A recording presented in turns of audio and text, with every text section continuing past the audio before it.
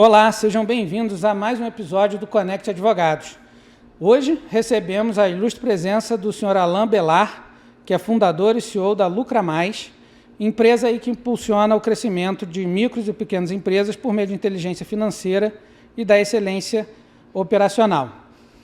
Vou deixar ele até falar mais aí sobre a ideia da Lucra Mais, como é que funciona e tudo, mas passar um pouquinho aqui mais do currículo dele. Vamos desvendar aí os segredos do sucesso no mundo do empreendedorismo, com um olhar atento à interseção entre direito, finanças e gestão. O Alain possui MBA em Engenharia Econômica pela UERJ, MBA em Contabilidade e Finanças pela Estácio, formado em Contabilidade pela Faculdade São Judas Tadeu e em Economia pela Universidade Cândido Mendes. E também é coach financeiro pelo Instituto Coach Financeiro. Alain, queria que você falasse um pouco mais aí. Muito obrigado por ter aceito o convite, ter vindo participar. Né? É um prazer enorme tê-lo aí. A gente já conversando aqui um pouco antes, né? Entendendo um pouco mais sobre empreendedorismo e tudo. Né? E queria que você apresentasse um pouco, contasse por que você foi abrir a empresa Lucra Mais e outras empresas que eu sei, né, que você tem também outras além dessa. Né? Por que você seguiu para esse caminho do empreendedorismo e tudo? Beleza. Muito legal estar aqui. Muito obrigado pelo convite, é um prazer, eu gosto muito de falar sobre o tema finanças, né? Se me deixar aqui, eu sei que a gente não vai ficar, mas a gente ficaria 6 horas aqui, 10 horas falando sobre isso. Essa é ótimo. Mas pode ficar tranquilo. A gente precisa entender bem sobre esse assunto. Pode ficar tranquilo. E muito obrigado aí pelo convite. E eu acho que a gente, pelo que você perguntou aqui, você perguntou qual a ideia, o que a empresa faz, né? Por que você resolveu abrir e tudo. Legal, legal. O que a gente faz hoje? O que a Lucra Mais faz hoje? É um trabalho de CFO as a Service. Esse nome bonitinho, vou deixar ele mais assim no nosso dia a dia. O que é isso, né? O que é isso, afinal de contas, né? Bingo corporativo a gente deixa de lado. Deixa eu falar o que faz de verdade. Na verdade, eu sou diretor financeiro terceirizado. O que isso na prática funciona? A empresa ela não tem determinado tamanho para justificar a contratação de um diretor financeiro integral. Né? Ela não é uma empresa grande para colocar um salário ali muito alto, bônus muito alto, para justificar uma dedicação exclusiva daquele diretor financeiro. Então, ela vai e terceiriza essa visão. Por quê? O diretor financeiro ele vai sentar, ele vai cuidar do fluxo de caixa, do planejamento financeiro, planejamento de tesouraria, planejamento estratégico junto com os sócios. Né? Então, se você tem uma empresa muito grande, legal, você justifica colocar um cara ali 100% do tempo.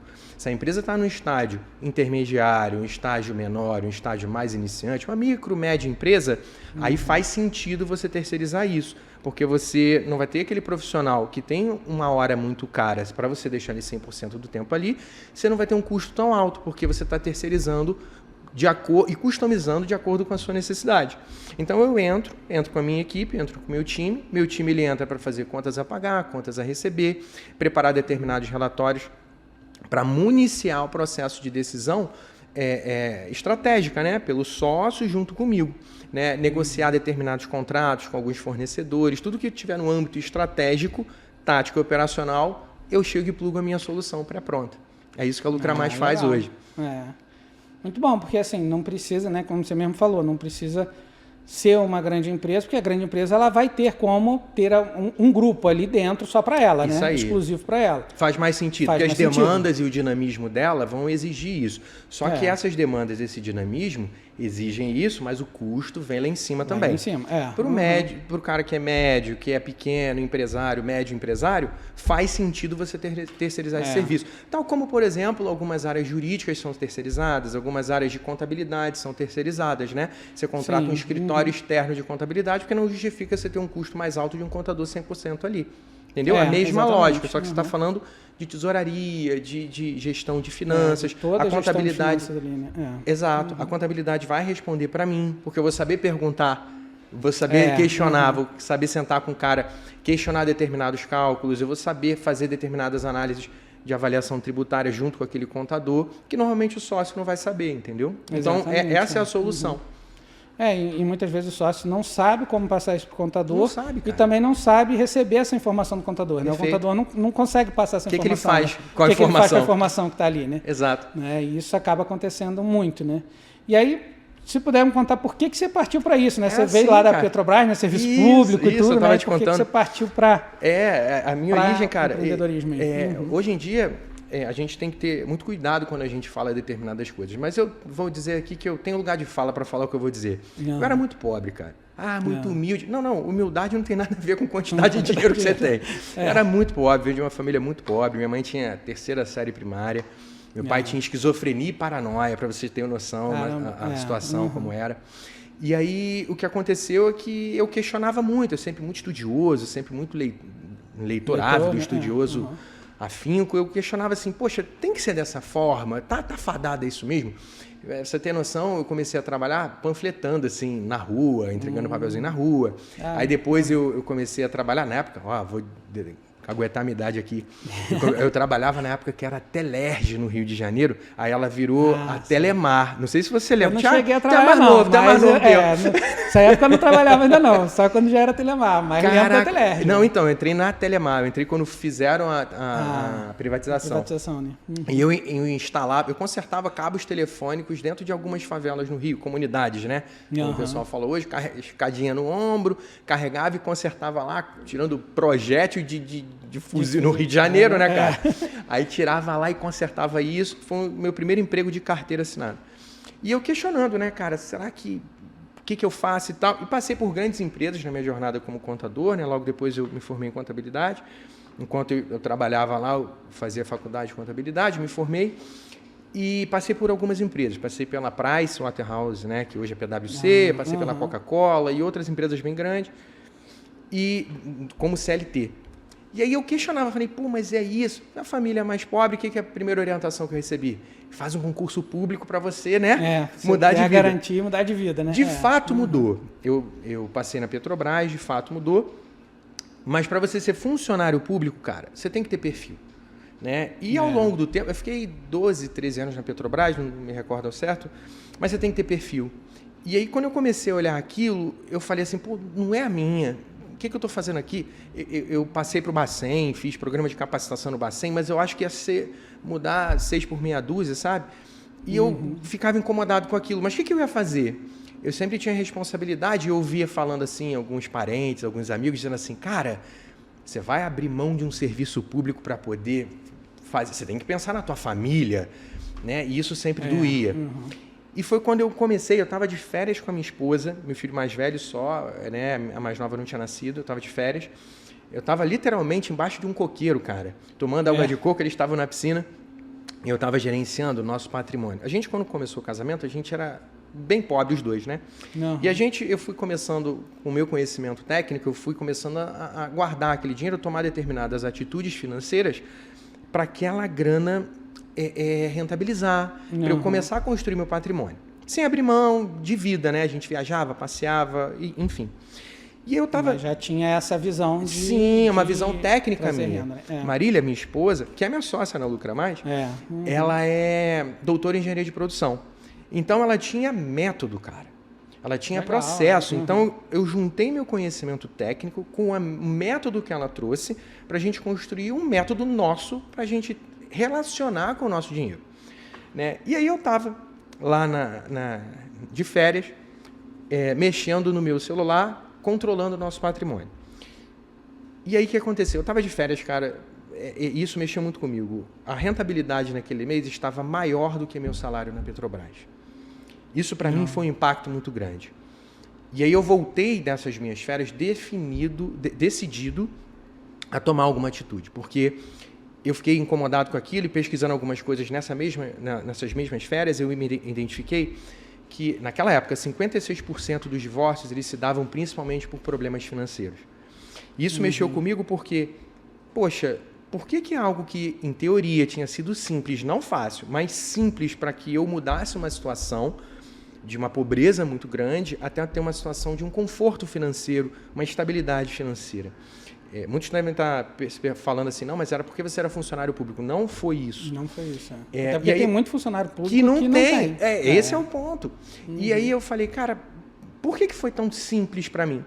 Eu decidi que eu ia estudar alguma coisa para poder mudar isso. Eu queria fazer diferença na vida daqueles casais, aqueles casamentos que abriam, que terminavam por conta desses problemas. Mais do que adultério, para você ter ideia.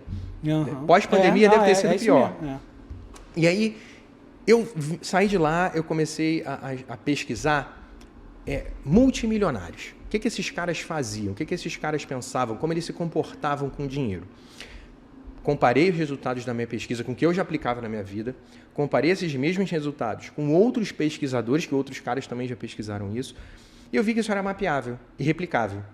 Né? Eu olhei e falei assim, cara, eu consigo ensinar isso às pessoas, por que eu não vou fazer diferença na vida das pessoas ensinando isso? Construí um método para replicar isso, para poder ensinar as pessoas. Aí comecei a ensinar em paralelo à Petrobras, né? E aí daqui a pouco minha agenda começou a ficar lotada, tinha gente me esperando 5 meses para eu atender. Caramba, foi quando a gente tomou a decisão, cara, agora está na hora. E aí eu saí da empresa, saí da Petrobras, de demissão, concursado, pedi demissão, para poder seguir isso, conseguir entregar essa diferença. Um choque para a família, né? Cara, foi, porque assim, como é que você vai fazer perde isso? Aquela segurança, né? A estabilidade público, né? Que está entre aspas. Entre aspas. Muito cuidado aí, pessoal. A maioria dos ouvintes é de direito. Todo mundo sabe que a empresa pública você não tem estabilidade. Mas, enfim. Exatamente. Então, vamos lá. Mas você sente que você está estável, né? E aí, quando eu tomei essa decisão, eu comecei a atender. E aí teve um outro paradigma. Eu fui até uma menina entrou em contato e ela falou para mim assim, cara, eu preciso da sua ajuda. Eu recebi uma herança. Veja bem, na época, isso já tem uns 6 anos, acho. Eu recebi 3,5 milhões, além de 6 imóveis. Ok? Ok. Uhum. Eu preciso de ajuda. Eu falei, pode deixar comigo, vou aí, vou te ensinar, você vai tratar isso de boa. Eu tenho um método para te ajudar, você pode ter certeza. Cara, eu fiquei tentando agendar com ela, a visita com ela, durante 45 dias. E ela sempre passava mal. Até que eu cheguei, um dia, eu falei assim, cara, você está em casa? Tô. Teu marido está em casa? Tá, tô indo aí agora. Ah, mas tô indo aí agora. Pum, parei na casa dela. Mora lá no Leblon, ela, no Rio. Cheguei na casa dela, ela muito grogue, passando mal, ela me disse o seguinte, eu tô aqui conversando com você, eu tomei 2 comprimidos de Rivotril. Tamanho peso de lidar com dinheiro. Eu falei, poxa, mas não tem necessidade, eu vou te ensinar. Ela falou, pô, eu não quero que você me ensine, eu quero que você tome conta para mim. Eu falei, pô, mas tomar conta? Eu não faço isso não, mas eu preciso que você me ajude tomando conta. Eu quero que você seja meu procurador. E ela não sabia nem o que era procurador, eu que desenvolvi isso depois para atendê-la, né? Mas eu quero que você tome conta de tudo para mim. Eu falei, cara, mas assim, eu vou te ensinar. Ela, não, Alan, você não está entendendo. Olha a frase dela, Ricardo. Eu tenho inveja daquele guardador de rua ali da rua. Não da fome e do frio que ele sente, mas da liberdade que ele tem e eu não tenho. Irmão, isso entrou como uma faca no meu peito. Eu falei, eu preciso ajudar essa mulher, eu não posso deixar ela nessa situação pressionada por algo que deveria ser algo que seria libertador, que pode ser uma bênção na vida dela. E eu falei, pô, eu vou te ajudar. O que eu comecei a fazer? Me tornei procurador dela e comecei a tomar conta do dinheiro dela, todo o patrimônio dela. Aí ela falava para mim assim, dia 5, eu quero X na minha conta. Pode ser? Pode. Tipo, eu prestava conta para ela e comecei a fazer. Cara, em 10 meses, eu tinha 13 pessoas que eu atendia dessa forma. 13. Caramba. Aí começou a ficar muito trabalho. Aí eu falei assim, pô, eu preciso de mais ajuda. Eu, Marília, como é que você tá? Marília era gerente da garantia da qualidade na Fiocruz, na época. Ela já tinha ela entregou o cargo, ela não quis ficar mais. Ela já estava pensando em sair e tudo, ela não queria ficar mais. Aí a gente tomou a decisão dela sair para ela me ajudar nessa empresa nossa, né? Ela já era minha sócia. Aí ela saiu para me ajudar. O dia que ela saiu foi dia 1º de março de 2020. 15 dias depois, o que aconteceu? Apocalipse. Exatamente. Né? Pandemia, cara. E aí a gente teve que dar um jeito ali, naquele momento difícil, né? Um dos momentos mais difíceis da nossa história. E a gente se organizando ali no início da empresa, desse projeto, né? E passamos a pandemia, e aí quando passou a pandemia, um dos meus clientes, pessoa física que eu tomava conta do patrimônio dele, virou para mim e falou assim, Alan, porque, para você ter ideia, o nome do método era método SOUL, de alma, né? Que ele tinha uma siglazinha e significava uma determinada coisa lá, e que a gente falava o seguinte, é um planejamento financeiro com alma. Que o meu perfil é um perfil mais descolado, embora muito técnico, ele é mais descolado, né? Aquele perfil formal, normalmente, do mercado financeiro.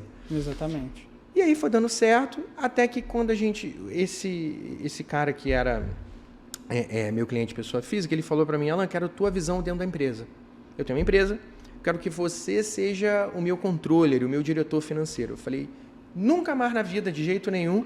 Estou feliz com a minha camiseta aqui atrás do computador e não quero mais. Ele, pô, Alan, por favor, cara, eu preciso realmente de ajuda, eu não consigo... Aí eu falei, cara, como é que eu posso te ajudar? Eu falei, ele, beleza, eu quero que você seja meu diretor, não sei o que, papapá. Ele me explicou, eu falei assim, então tá bom, vou te ajudar. Com uma condição, você não vai falar para ninguém. Ele falou, tudo bem, não falo para ninguém. Na semana seguinte, tinha um amigo dele me pedindo, porque ele tinha falado para o amigo dele, o amigo dele me pediu. 10 meses depois, eu já estava com 10 empresas, hoje eu tenho umas 15 empresas que eu sou diretor financeiro. Nesse curto período de tempo. E aí, resumindo, essa história toda... eu contei para dizer o seguinte, que, cara, para mim, o meu trabalho é um propósito. Eu entro em projetos que eu vejo de fato a diferença que o que a gente está entregando vai fazer na vida das pessoas. O que a gente consegue fazer que vai mudar a situação daquele indivíduo, seja a pessoa física, a pessoa jurídica, sejam os clientes daquela pessoa jurídica, sejam os funcionários daquela pessoa jurídica. Então, a gente trabalha por propósito. Né? E nessa visão do propósito, quando vocês me fizeram o convite, eu pensei assim, cara, tem tudo a ver. Porque na minha visão, me corrija se eu estiver errado, muitas vezes o advogado, ele é um profissional autônomo. Como é que esse camarada sabe o momento dele passar para se tornar uma empresa ou não? Quando é que esse camarada sabe o momento dele dar um voo maior? Ou como é que esse camarada sabe o momento dele se empregar como CLT? Isso é muito difícil. Então, como é que a gente ajuda essas pessoas? E muitos... Na minha visão, muitos não têm nem a consciência, como eu não tinha durante muitos anos, de que existe um caminho do empreendedorismo, por exemplo. Sim. Não é isso? Eu pego mesmo, na minha história mesmo ali, eu saí da faculdade sem nem saber o que era isso. Né? Claro que sim, tem quase 20 anos aí, também não posso contar muito mais a idade não, mas tem quase 20 anos que eu saí da faculdade, mas não tinha essa visão. Né? Eu comecei a ter um pouco essa visão, isso em 2011, quando eu fiz uma pós de Direito Empresarial, e aí um dos professores me passou um pouco essa ideia, mas assim, muito por alto, porque a ideia era exatamente só ensinar como ajudar a administrar uma empresa, nem administrar, né, mas cuidar da parte legal da empresa e tudo mais. Mas ele tocou num ponto desse, porque ele era, assim, um empreendedor, né, um investidor e tudo, ele trabalhava com isso, mas na aula ele dava umas pinceladas, mas nada de empreendedorismo. Né? E a advocacia, a gente vê muito essa dificuldade. E muito advogado saindo, bacharel em direito, passando na faculdade ali, ou ele tendo na faculdade a visão do serviço público, então ele entra com essa visão.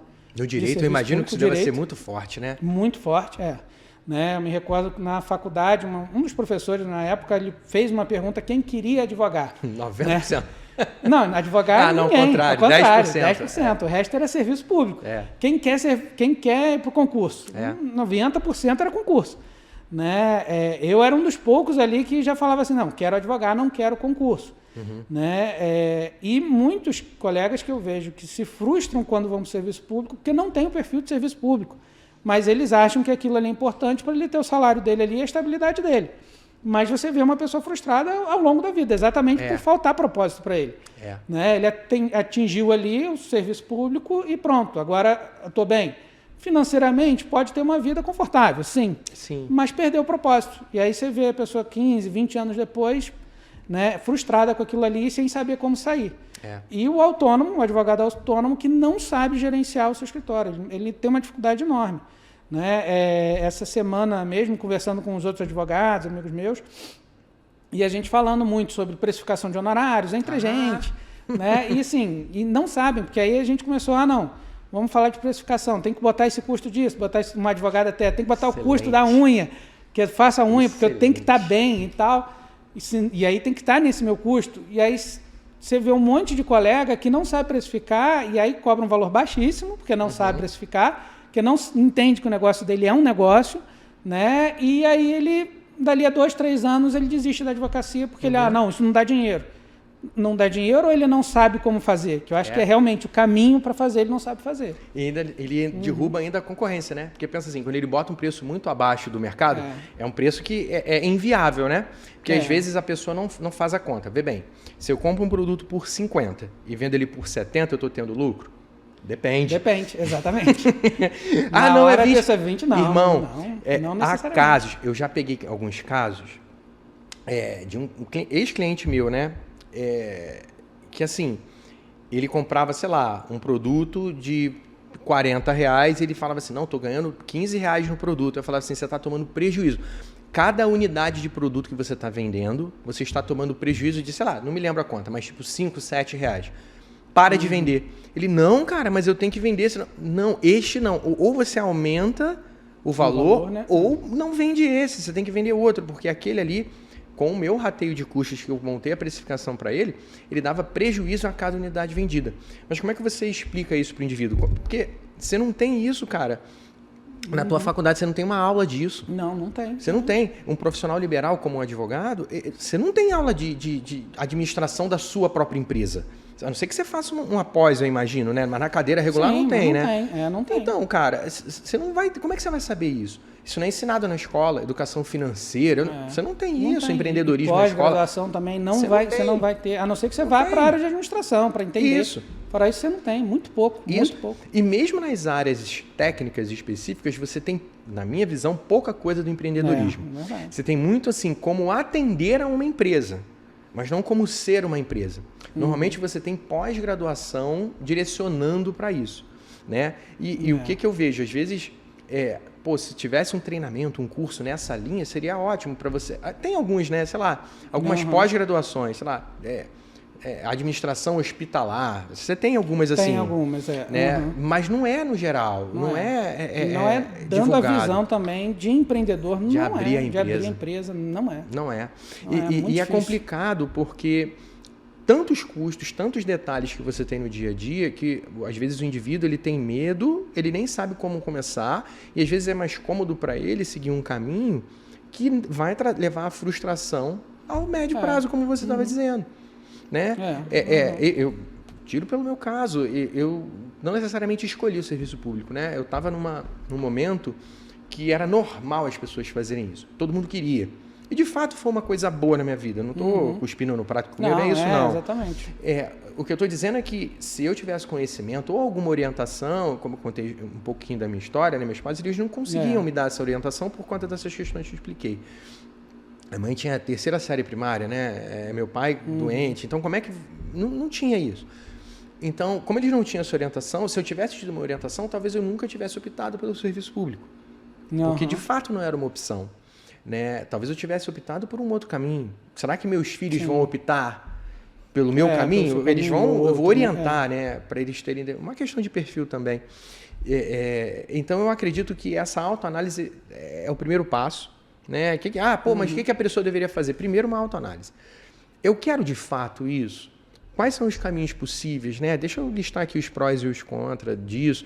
Em quanto tempo eu alcançaria meus objetivos no caminho A? Em quanto tempo no caminho B ou no caminho C? Em linhas gerais, o que eu entendo assim, como principal diferença entre esses 3 caminhos? Serviço público, CLT, empreendedorismo? Serviço público é uma relação de risco e retorno, né, que a gente fala em finanças, né? Quanto maior o risco, maior o retorno. Porém, você tem a possibilidade de um prejuízo ali, certo? Você pode ganhar mais, mas você pode ter um prejuízo maior. Melhor visualmente, né, para quem estiver olhando, vai ver essa diferença aqui. Né? Então, esse maior risco... A poupança não tem risco, mas também não tem lucro. Tem, porque aí a galera puxa na cabeça e já teve bloqueio da poupança. Não tem na cabeça, mas tem. Isso aí. Já teve bloqueio de poupança no país, né? Então, quebrou muita gente. E, cara, tem umas histórias aí... Mas isso é um papo pro café, deixa para depois.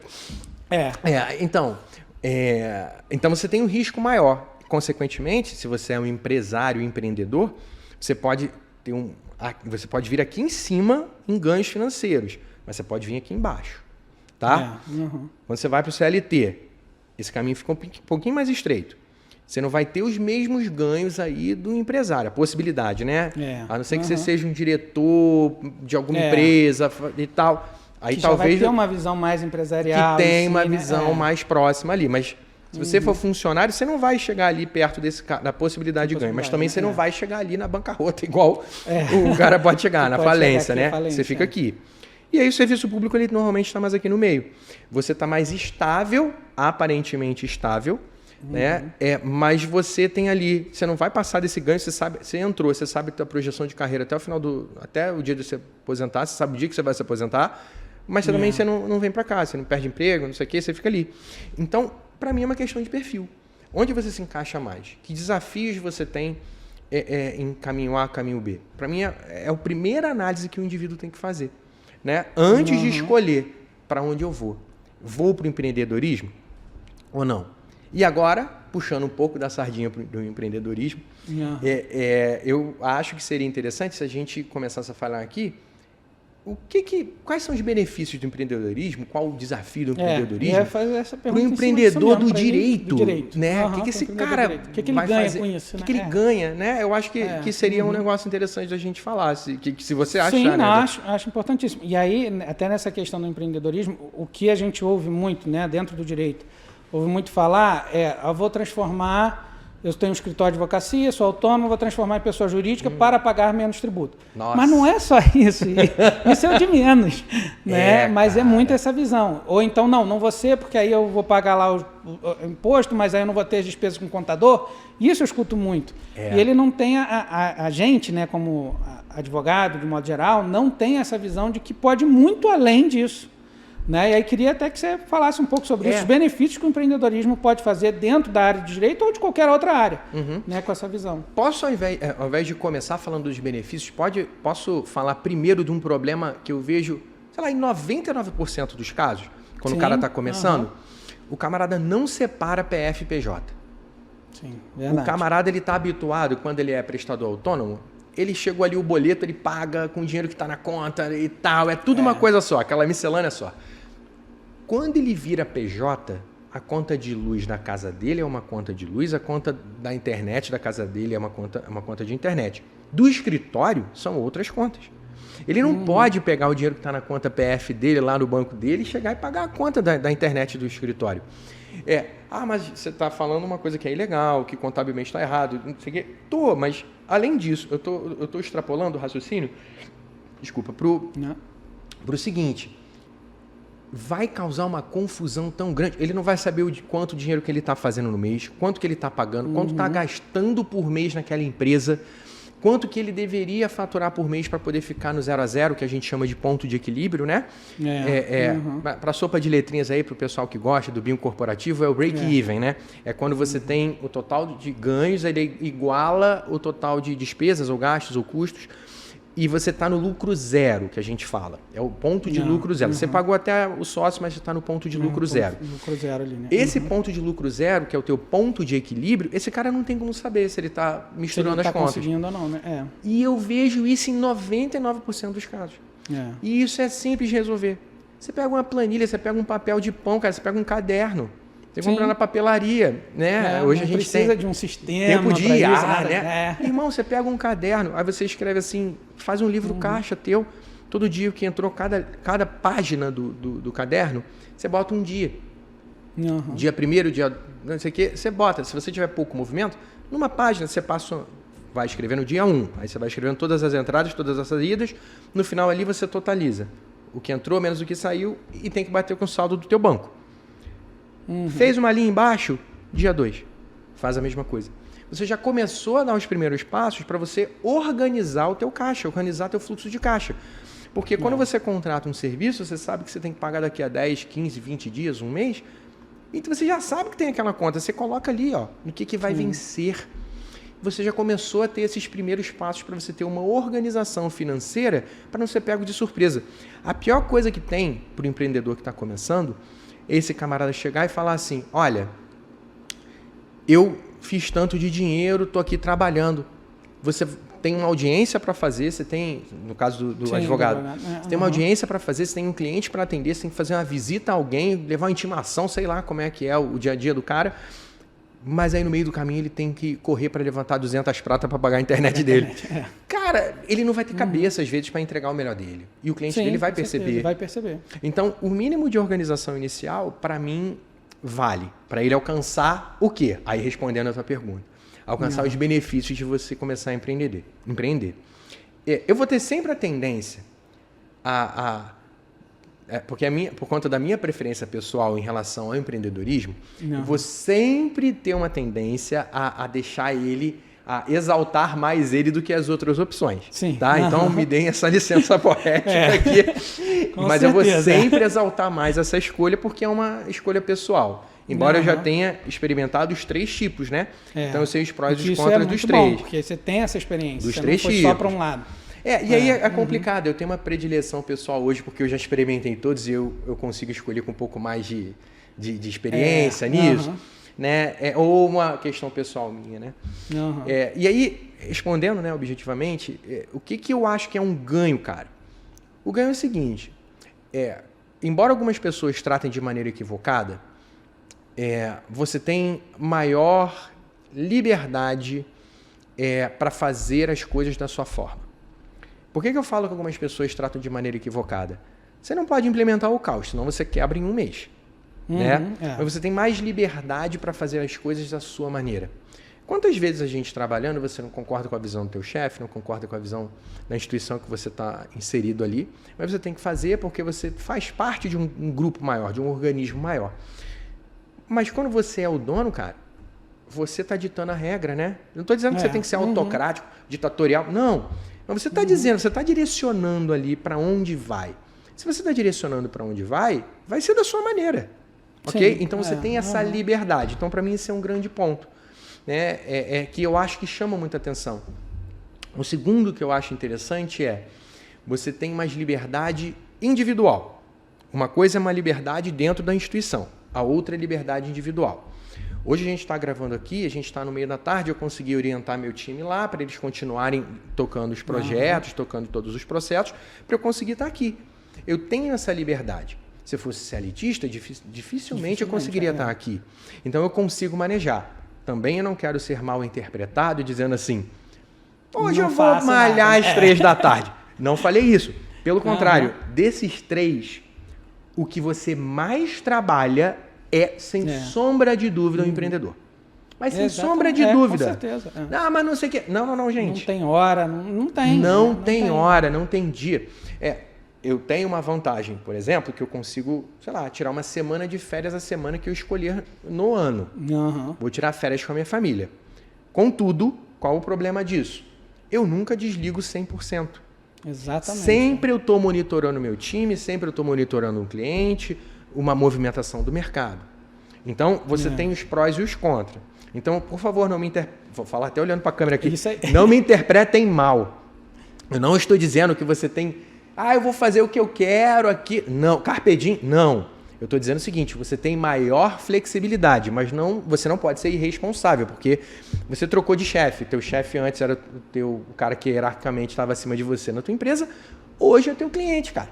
Então você tem que atender esse cara com excelência. Então você faz essa troca, faz essa escolha, o que para mim faz sentido. Entendeu? Então, para mim, essas são algumas das vantagens. A terceira vai ser mais óbvia, que em caso de sucesso, os ganhos financeiros são muito maiores, né? Quando você acerta a mão, cara, você acerta a mão. Exatamente, entendeu? Você tem realmente os ganhos financeiros, as possibilidades de ganhos financeiros são muito maiores. E isso é legal. Mas, veja bem, não confundam o que eu estou falando com uma meta de curto prazo. Às vezes a meta é de médio prazo. Às vezes é médio e longo prazo. Né? Pô, um grande amigo meu, ele é dono até de uma das provedoras de internet aqui da cidade. Né? Ele era carteiro, ele trabalhava como carteiro, funcionário público, e aí ele teve a ideia, ele construiu uma das grandes provedoras de internet da cidade, e ele ficou 6 anos sem tirar R$1 da empresa. Caramba. Só trabalhando. Ele tinha os 2 empregos, ele mesmo ia lá, fazia. Hoje é uma das maiores provedoras de internet. Sim. Entendeu? Mas ele levou 6 anos para começar a colher os frutos daquele trabalho dele. Então, existe isso também. Às vezes o camarada ele entra no empreendedorismo e fala assim, no mês seguinte eu tenho que tirar o dobro do que eu ganho.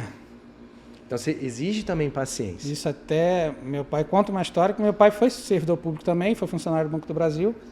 E logo, assim, na época do Fernando Henrique, teve o plano de demissão voluntária e tal do banco, ele resolveu sair para empreender, né, para tocar. Ele viu que não era exatamente, ele perdeu o propósito no serviço público e resolveu sair. Ele e um colega dele. Só que o colega dele ainda tinha muito aquela visão de ser servidor público, né? E aí eles abriram uma empresa juntos e meu pai com a visão do seguinte: eu vou demorar anos para receber. Então eu vou pegar esse dinheiro, vou guardar esse dinheiro que eu estou saindo no PDV para manter a família enquanto eu não receber ali e vou trabalhando até surtir, até eu conseguir realmente ter um lucro.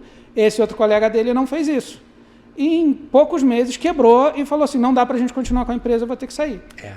E aí ele acabou abrindo outra empresa, meu pai, ele não, ele saiu e quebrou.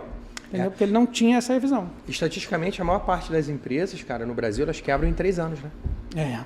Em 3 anos o camarada fecha as portas. Por quê? Porque o camarada, o empreendedor, um outro erro clássico também é que ele entende que ele está criando uma empresa para se empregar. E não é isso. Não é isso, pois é. Você está criando uma empresa para gerar lucro. E outra coisa, vou olhar para a câmera de novo, cara. Olha só, gente. O principal propósito da empresa, eu contei minha história aqui, eu trabalho por propósito, isso é muito legal, é o que me move, mas o principal propósito de uma empresa é gerar lucro. Nada mais além disso. Ela vai criar outras coisas. Através desse lucro que ela gera, você é capaz de construir outras coisas, como, por exemplo, empregar pessoas, entregar soluções de ponta, né, fazer o melhor serviço. Mas o lucro é o primordial. Por que eu falo isso, Ricardo? Se você não tiver lucro, você fecha. O teu propósito acaba. Exatamente. Entendeu? Você vai parar de atender. Aquele indivíduo que você estava ajudando, você não ajuda mais. Aquelas famílias que você empregou, você não emprega mais. Sim. Então não adianta. Você tem que visar o lucro. Eu não disse, novamente, eu não disse para correr atrás de dinheiro o tempo todo. Eu não falei isso. Correr atrás de dinheiro o tempo todo te leva à frustração. O que eu disse é que a sua empresa precisa procurar lucro sempre. O que são coisas diferentes. Exatamente. Fez sentido? Fez sim. Entendeu? Com certeza. Porque a gente não pode também ter uma visão ingênua de achar que a empresa não foi feita para gerar lucro. Ela foi feita. Que, infelizmente tem gente falando isso. Rapaz, é um absurdo isso. Eu pego às vezes cliente, às vezes eu recebi uma proposta de uma sociedade recentemente. A pessoa trouxe o seguinte: não, eu queria que eu não quero meu produto tão caro assim, não. Não era nem tão caro, não. Só que eu tinha feito uma precificação X lá, a pessoa achou. Não, porque, poxa, se eu for pagar num produto assim, esse valor, eu acho caro, eu não compro para mim. Eu queria que as pessoas que eu conheço tivessem acesso, pudessem comprar. Aí minha resposta: veja bem, você não está fazendo um produto para você consumir. Você está fazendo um produto para aquelas pessoas que têm condições de pagar, consumir. Você gira uma chave, cara. Um dos maiores gênios do Brasil foi o Silvio Santos, né? Morreu recentemente.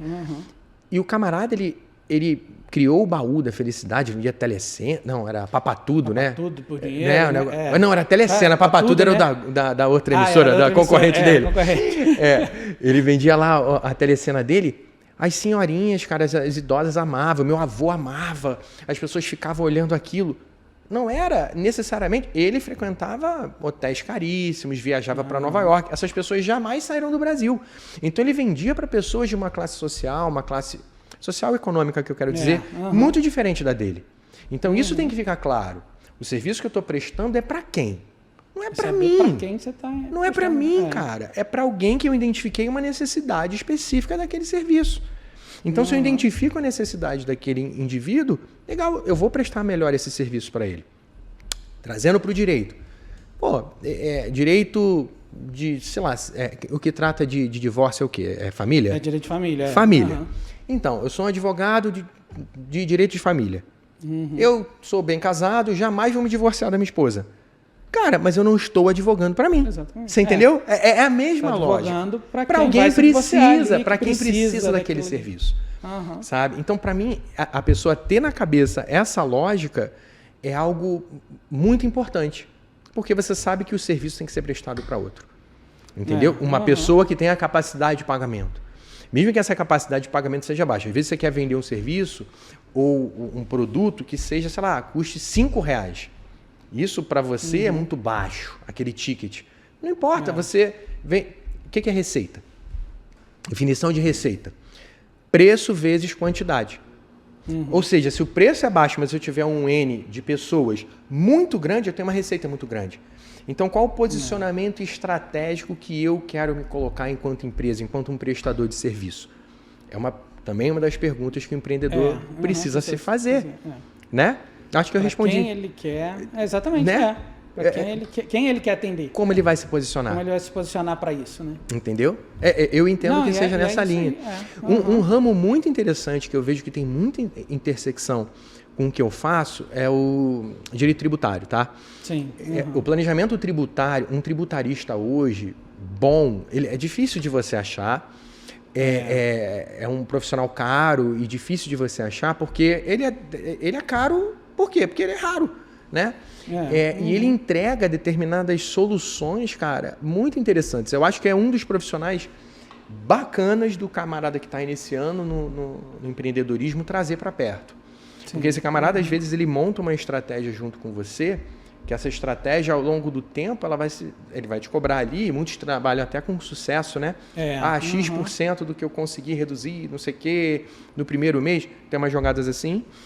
E aí, ao longo do tempo, você mais que o ganho que ele está trazendo para a empresa, ele mais que paga. Né? Exatamente. Entendeu? Então, é um dos profissionais que eu acho bem interessante, tem uma interseção muito boa com o que eu faço, né? É bom ter um tributarista perto ali para poder colocar dentro da empresa que eu estou atuando, porque esse cara me ajuda no planejamento tributário num nível que eu não conheço, que é o nível do direito, né? Direito, especialização. Hoje eu trabalho mais com economia que qualquer outra coisa. Então eu trago a visão econômica, a visão macro e microeconômica, esse cara traz a visão do direito tributário, a gente junto ali para montar uma solução específica. Então é um profissional que eu acho bem interessante do cara que está começando a puxar para perto. Sim. Ou atuar, né? Sim, ou atuar, né? Pois é, entendeu? E atuar tendo essa visão. E acho que, assim, hoje é um campo muito vasto dentro do direito, né? E que muitos advogados acabam não atuando porque não sabem como fazer isso, não têm essa visão empreendedora e não conseguem também conscientizar o empreendedor de que eles precisam. Pois é, né? De que o empreendedor precisa. E aí o empreendedor vai, e muitas vezes quebra porque ele não teve um bom planejamento tributário, porque ele não teve alguém ali para ensinar e para mostrar o caminho. Né? Esse processo de convencimento do empreendedor é muito difícil, porque pensa assim, o empreendedor normalmente, como a gente já definiu aqui ao longo do papo, é o camarada que vira e fala assim, olha, eu sou um profissional, vou me empregar na minha empresa. Aí abre a empresa. Esse cara não tem a visão de empresário. Como é que você convence ele que ele precisa de um planejamento tributário? Pois é. Você tem que mostrar número. Tem que mostrar número. Você chega ali, faz alguma conta, apresenta ali os resultados para ele, troca essa ideia com ele, o cara tem que ter abertura para você, mas você mostra número ali. Demonstra isso para o camarada, porque eu acho que é uma penetração interessante. Vai algumas associações comerciais. Cara, o que tem de cálculo errado de tributo em comércio, por exemplo, nossa. Entendeu? E-commerce, tem a figura da substituição tributária, e o DIFAL, por exemplo, que são coisas que se chega um tributarista ali, que sabe, que entende ali do detalhe, ele vai entregar soluções interessantes para o camarada que tem e-commerce, o camarada que tem comércio. E aí esse cara monta uma estratégia para abordar esse indivíduo, mostrando aí, olha, você poderia ter isso aqui de ganho se você tivesse uma estratégia XY. Pois é. Entendeu? Então eu acho que é uma boa abordagem, né? Pois é. E que o advogado nessa área precisa, você que está querendo aí que é advogado e está querendo se especializar, principalmente advogado novo, né? Que está indo em busca de um caminho, né? O direito tributário é fundamental hoje em dia, né? Acho que sempre foi, nem hoje em dia, né? Sempre foi. Né? É difícil conscientizar? Mas você precisa saber fazer e aí se preparar para isso e ter essa visão para você conseguir realmente atender melhor o seu cliente e mostrar para ele o que ele pode ganhar com a tributação. Né? É sim, cara. E assim, algumas empresas, dependendo do tamanho da empresa, elas têm áreas de tributos, né, de apuração de tributos internas, com advogados, com contadores ali, que são especialistas, mas elas contratam consultorias externas, porque o camarada está dentro da operação, ele não enxerga. Exatamente. Aí contrata uma consultoria externa para agregar aquela visão ali, para poder... Né? Para mostrar que existem outros caminhos que aquele ali já não está enxergando e vai crescer com essa consultoria externa, né? Exatamente. Infelizmente, nosso tempo aí está acabando. Mas tinha muita coisa ainda para a gente conversar. Vou chamar para vir outra vez, Tamo com certeza. junto, cara. Muito legal. Né? Só queria, assim, porque você falou da empresa e tudo, mas a gente aqui é de Teresópolis, né? E eu queria saber se é de Teresópolis, não é? Você gosta da cidade, não? Se a empresa é daqui, não é? Então, eu não nasci em Teresópolis. Minha esposa nasceu, né? E foi morar no Rio de Janeiro. Nós nos conhecemos lá. E vai fazer 2 anos, dia 30 de dezembro agora, que eu escolhi a cidade para vir morar com a minha família. Né? Então, minha empresa está aqui, está ali no Cosmopolitan, ali na Várzea. Estamos sim sediados aqui. Quem quiser me fazer uma visita, entre em contato aí pelo nosso Instagram. Vou ter o maior prazer em recebê-los lá. Pode até falar aí o Instagram qual é. É Lucra Mais, né? Lucra Mais. Lucra Mais. E a gente tem o bom aqui que é físico ali, né? A gente pode ir lá e conhecer. Cara, tem lá, assim... O empresário lá de São só Paulo me avisa. Não tem como, tem que vir de lá para conhecer. Só tem que me avisar antes, né? Com que certeza. Por conta de agenda apertada, pode ser que eu nem esteja, né? Semana que vem eu não estou nem na cidade. Então, só me avisa um pouquinho antes que eu vou ter o maior prazer de receber e conversar e ajudar e agregar no que for possível, né? E é interessante essa visão, porque assim, eu sou de Teresópolis, né, nascido e criado aqui, e a cidade tem uma dificuldade muito grande, até porque não tem empresas de grande porte, você tem poucas empresas de grande porte aqui. Não sei nem se chegariam a ser realmente de grande porte, talvez 2 ou 3 ali, mas o resto é médio porte ou é pequeno porte, né? E que acham que não precisam desse tipo de serviço, porque acham que vai ser um custo para a empresa. Pois é. E não tem noção de que, na verdade, a empresa, né, esse investimento vai dar muito mais lucro para ela do que realmente um custo em si, né? Quando eu montei a minha, estrategicamente, o que eu pensei, cara? Eu falei assim, olha, eu preciso reduzir o custo do cara. Ele não vai ter condição de pagar um CFO, ele não vai ter um diretor financeiro, um controle. Ele não vai ter condição... Às vezes o camarada não tem condição direito de pagar uma analista financeira. É verdade. Porque você paga um salário lá médio de uma analista financeira, sei lá, dependendo da quantidade, da especialização, se for nível superior e tal, R$2.500, R$2.500 para pessoa, com os custos trabalhistas disso daí, você bate 3 e pouco. Assim... Quando eu entrei com a solução, negócio, né? Mais a despesa do negócio em si, né? Cara, quando eu entrei com a solução, eu falei, eu tenho que caber dentro disso aí. Então, as minhas soluções são abaixo desse custo, cara. Porque eu entendo que se o cara não vai conseguir pagar. Então, o tamanho, dependendo, é claro, da quantidade de horas que eu estou plugando ali na solução, né? Mas para o camarada menor, tem que ser um custo menor. E eu deixo essa dica também para a galera que está querendo ir para o ramo do empreendedorismo. Olha o teu mercado. Olha o quanto o camarada está pagando. E olha assim, o custo dele é 3. Se eu entrego por 2,5 uma solução similar ou melhor, esse camarada não vai hesitar em trocar. Ele vai trocar. Eu estou entregando uma solução, reduzindo o custo com uma proposta diferente. Então, utiliza isso. Você vale de inteligência artificial, de tecnologia, conhecimento específico, experiência, para poder construir essas soluções inovadoras, para aí sim você conseguir aplicar um custo menor com uma eficiência maior, caso esse camarada queira um indivíduo dentro. Pensa, você bota falando do meu negócio especificamente, estrategicamente, você bota uma profissional para poder fazer um trabalho de contas a pagar e contas a receber. Você tem um custo lá de perto de R$3.500 com essa profissional, com R$3.500, R$4.000 com essa profissional, dependendo do salário. Irmão, você tem que ter alguém para revisar o trabalho dela. Sim. Você não vai revisar o que ela está fazendo? A mulher está pagando. Ela está controlando o que você recebe. Você tem que ter alguém para controlar ela ali. Aí você bota um outro profissional ali. Ou você, que já está tendo que ir fazer isso, falar com o fornecedor, atender cliente, ir para audiência. Irmão, eu boto uma solução que você não tem que ter nenhum profissional ali no meio e o custo menor do que isso. Essa é a jogada. Estrategicamente, faz sentido para mim, que eu ganho na escala, e faz sentido para o indivíduo que está me contratando. O que eu deixo aqui de dica é: entenda onde você pode chegar, entenda contra quem você está disputando e precifique para chegar mais baixo do que aquele cara. Você está num preço de entrada. Então você precifica ali. É claro que em empresas maiores eu não cobro isso, porque tem mais horas minhas são mais caras. Mas se for uma solução onde eu coloco minha equipe com menos horas minhas, eu consigo colocar desse tamanho aqui. Porque eu entro. Aí daqui a pouco esse cara vai crescendo. Ele vai chegar num ponto que vai falar assim, não dá mais, eu não consigo tomar decisão sozinha mais, preciso de um cara para me ajudar, ele me puxa. Aí o ticket é maior. Aí é maior. Entendeu a estratégia? Como funciona? Construa então um planejamento assim, de médio e longo prazo, para inserção, maturação para você alcançar aquele objetivo que você traçou estrategicamente. Entendeu? Dá para fazer isso, um profissional que está começando no mercado, no mercado dá para fazer, né? E se começar dessa forma, vai ter um sucesso muito melhor. É questão de tempo. É questão de tempo. Se não fizer, é o que eu infelizmente tenho visto muitos colegas, né, na minha área de direito, muitos colegas que acabam excelentes profissionais, mas que acabam deixando a advocacia porque não tomaram esse cuidado, porque não sabem lidar com isso, com as finanças, né, não sabem olhar esses planejamentos todos para o escritório em si e acabam desistindo da profissão porque não conseguem ver o lucro final, né, não conseguem ver o lucro ali.